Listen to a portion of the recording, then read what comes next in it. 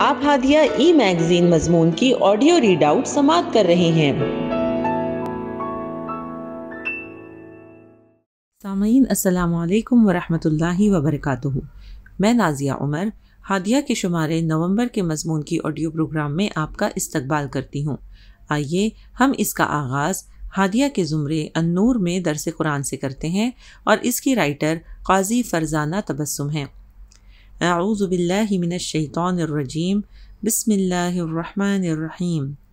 والضحى واللیل اذا سجى ما ودعك ربك وما قلى وللآخرة خير لك من الأولى ولسوف يعطيك ربك فترضى ألم يجدك يتيما فآوى ووجدك ضالا فهدى ووجدك عائلا فأغنى فأما اليتيم فلا تقهر وأما السائل فلا تنهر وأما بنعمة ربك فحدث۔ سورۃ الضحیٰ آیت 1 سے 11۔ قسم ہے روز روشن کی اور رات کی جبکہ وہ سکون کے ساتھ طاری ہو جائے۔ اے نبی صلی اللہ علیہ وسلم، تمہارے رب نے تم کو ہرگز نہیں چھوڑا اور نہ وہ ناراض ہوا۔ یقیناً تمہارے لیے بعد کا دور پہلے دور سے بہتر ہے اور عنقریب تمہارا رب تم کو اتنا دے گا کہ تم خوش ہو جاؤ گے۔ کیا اس نے تم کو یتیم نہیں پایا اور پھر ٹھکانہ فراہم کیا، اور تمہیں ناواقف راہ پایا اور پھر ہدایت بخشی، اور تمہیں نادار پایا اور پھر مالدار کر دیا؟ لہٰذا یتیم پر سختی نہ کرو اور سائل کو نہ جھڑکو اور اپنے رب کی نعمت کا اظہار کرو۔ ماہ ربیع الاول کی آمد ہے۔ جیسا کہ ہم جانتے ہیں یہ وہ ماہ مبارک ہے جس میں ہادی اعظم صلی اللہ علیہ وسلم انقلاب ربانی کے عظیم ترین علمبردار رحمت للعالمین حضرت محمد صلی اللہ علیہ وسلم اس دنیا میں تشریف لائے، اور اسی ماہ میں آپ کا وصال ہوا۔ آپ تمام بنی نوع انسانوں کے لیے پیغمبر اور ہادی بنا کر بھیجے گئے تھے، اور آپ ہی کے مکمل اتباع یعنی پیروی میں نہ صرف ہماری بلکہ تمام انسانیت کی فلاح اور نجات ہے۔ آپ رہتی دنیا تک تمام انسانوں اور ان کی زندگیوں کے ہر شعبے کے لیے مشعل ہدایت اور خضر راہ بن کر تشریف لائے تھے۔ دینی اور دنیاوی نقطہ نگاہ سے آپ کے تمام پہلو مکمل تھے۔ آپ صرف داعی نہ تھے کہ صرف تبلیغ پر اکتفا کرتے، نہ صرف عابد، زاہد اور صوفی تھے کہ جنگل یا پہاڑ کے کسی کوہ میں بیٹھ کر اللہ اللہ کرتے، نہ کوئی دنیا دار شخص تھے کہ زندگی کی جاؤ جلال اور لذتوں میں گم ہو جاتے۔ آپ تو رہبر کامل محسن انسانیت تھے، اور وہ مشن اور وہ پیغام لے کر آئے تھے جس کے ضمن میں آپ کو پوری انسانیت کی رہنمائی کرنی تھی، تاکہ زن و مرد، شاہ و گدا، امیر و غریب، ادنا و اعلیٰ، غرض ہر حیثیت کے لوگ آپ سے فیضیاب ہو سکیں اور مثالی انسانی معاشرہ وجود میں آئے۔ آپ نے جس اعلیٰ تہذیب اور تمدن کی دعوت دی تھی اس کے لیے بھی لازمی تھا کہ ایک پاکیزہ معاشرہ تعمیر ہو، جس کے لیے لازمی تھا کہ لوگوں کو زندگی گزارنے، مثلاً کمانے، خرچ کرنے اور نظم مملکت وغیرہ کے طریقے بتا دیے جائیں۔ نیز لوگوں میں آپسی تال میل، محبت اور ہمدردی کی فضا ہموار کرنے کے لیے والدین، اولاد، شوہر، بیوی، رشتہ دار اور پڑوسی وغیرہ تمام لوگوں کے آپسی حقوق اور اختیارات اور فرائض و ذمہ داریاں متعین کر دی جائیں، جسے آپ صلی اللہ علیہ وسلم نے اللہ کی مدد اور توفیق سے بحسن خوبی انجام دیا۔ یہ بات بھی ہم اچھی طرح جانتے ہیں کہ اللہ تعالیٰ ہر کس و ناقص کو اتنی اہم ذمہ داریاں نہیں سونپ دیتا، اور نہ ہی اس کے ذریعے ایسا عظیم انقلاب برپا کروا دیتا ہے۔ اسی مناسبت سے جب ہم ہادی اعظم اور محسن انسانیت صلی اللہ علیہ وسلم کی نبوت سے قبل کی زندگی کا جائزہ لیتے ہیں تو پتہ چلتا ہے کہ آپ صلی اللہ علیہ وسلم پوری انسانیت کا درد اپنے اندر سموئے ہوئے تھے۔ آپ اچھی طرح دیکھ رہے تھے کہ یہ انسانیت کس طرح بگاڑ کی طرف جا رہی ہے اور جہالت، اخلاقی پستی اور سخت پسماندگی میں مبتلا ہیں۔ لوگ ایک دوسرے کے تئیں محبت اور قربانی کے جذبے سے خالی اور ایک دوسرے کے خون کے پیاسے بنے ہوئے ہیں۔ عفو اور درگزر، محبت و ہمدردی ان کو چھو کر نہیں گئی تھی۔ کفر اور شرک اور بت پرستی میں پوری دنیا ہی ڈوبی ہوئی تھی۔ زنا اور بے حیائی اپنے عروج پر تھی۔ لوگ ننگے ہو کر خانہ کعبہ کا طواف کرتے تھے، عورتیں تک ننگا ہونے میں کوئی عار محسوس نہیں کرتی تھیں، جبکہ ان ساری برائیوں سے آپ کی فطرت بچپن ہی سے اوبا کرتی تھی۔ سارے خدائی ادیان میں بگاڑ آ گیا تھا۔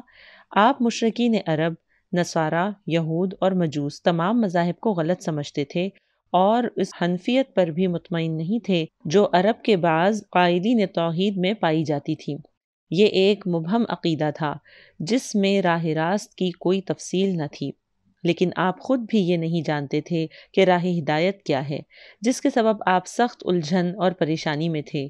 آپ دنیاوی عیش اور آرام سے دور بس اسی فکر و پریشانی میں کئی روز غار حرا میں جاتے اور معاشرت کی اسی جہالت اور پسماندگی، ظلم اور ناانصافی کو دور کرنے کی کوشش میں لگے رہتے، مگر اس بگاڑ کو دور کرنے کی کوئی صورت آپ کو نظر نہ آتی۔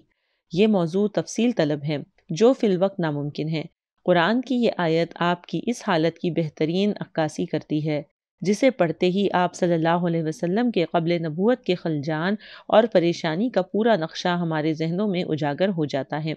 أَلَمْ نَشْرَحْ لَكَ صَدْرَكَ وَوَضَعْنَا عَنْكَ وِزْرَكَ الَّذِي أَنْقَضَ ظَهْرَكَ سورہ الشرح آیت 1 سے 3۔ اے نبی صلی اللہ علیہ وسلم، کیا ہم نے تمہارا سینہ تمہارے لیے کھول نہیں دیا اور تم پر سے وہ بھاری بوجھ اتار نہیں دیا جو تمہاری کمر توڑے ڈال رہا تھا؟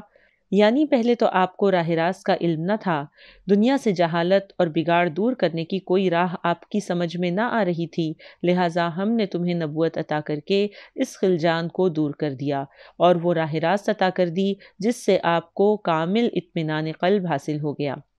ساتھ ہی آپ کو وہ حوصلہ، ہمت، اولو العزمی اور وسعت قلبی عطا کر دی جو اس عظیم منصب کی ذمہ داریاں اٹھانے کے لیے درکار تھی۔ غور کرو اس آیت پر کہ ہم نے تم پر سے وہ بھاری بوجھ اتار دیا جو تمہاری کمر توڑ رہا تھا، تمہیں لا مذہبیت اور انسانیت کے بگاڑ کی پریشانی تھی، ہم نے اس کی اصلاح کا طریقہ تمہیں سمجھا دیا۔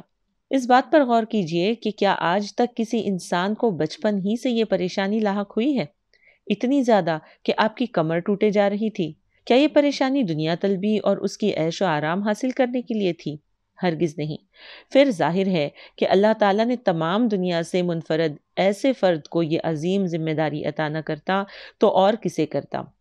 اور پھر یہ کہ یکایک آپ کو پیغمبر بنا دینا اور نزول وحی کا سلسلہ شروع ہو جانا جس کا آپ کو گمان بھی نہ تھا، نہ کبھی آپ نے اس بابت خواب میں ہی سوچا تھا۔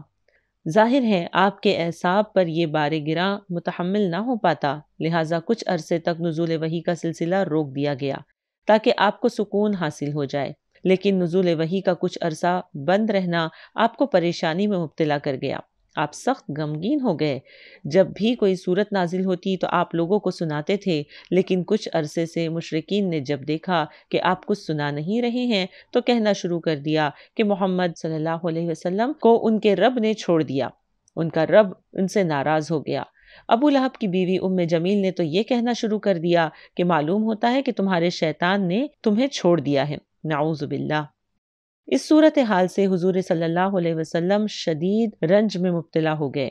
آپ کو بار بار یہ خیال ہو رہا تھا کہ کہیں مجھ سے کوئی قصور تو سرزد نہیں ہو گیا کہ میرا رب مجھ سے ناراض ہو گیا اور اس نے مجھے اس حق اور باطل کی لڑائی میں تنہا چھوڑ دیا۔ اس پر خداوند کریم فرماتے ہیں، قسم ہے روز روشن اور رات کی جبکہ وہ سکون کے ساتھ طاری ہو جائے، اے نبی صلی اللہ علیہ وسلم، تمہارے رب نے تم کو ہرگز نہیں چھوڑا اور نہ وہ ناراض ہوا۔ سورۃ الضحیٰ آیت 1 تا 3 جاری ہے۔ ہادیہ مضمون کی آڈیو سماعت کرنے کے لیے شکریہ۔ امید ہے کہ آپ کو پسند آیا ہوگا۔ ہمیں آپ کے مشورے کا انتظار رہے گا۔ اپنا مشورہ، تبصرہ اور مضامین editor@hadia.in پر ارسال کریں اور ہادیہ ای میگزین کے مضامین کو پڑھنے کے لیے ویب سائٹ www.hadia.in سبسکرائب کریں۔ انشاءاللہ ہم اگلے ہادیہ ای میگزین کے شمارے سے دلچسپ مضامین کی آڈیو لے کر حاضر ہوں گے۔ تب تک کے لیے اجازت، اللہ حافظ۔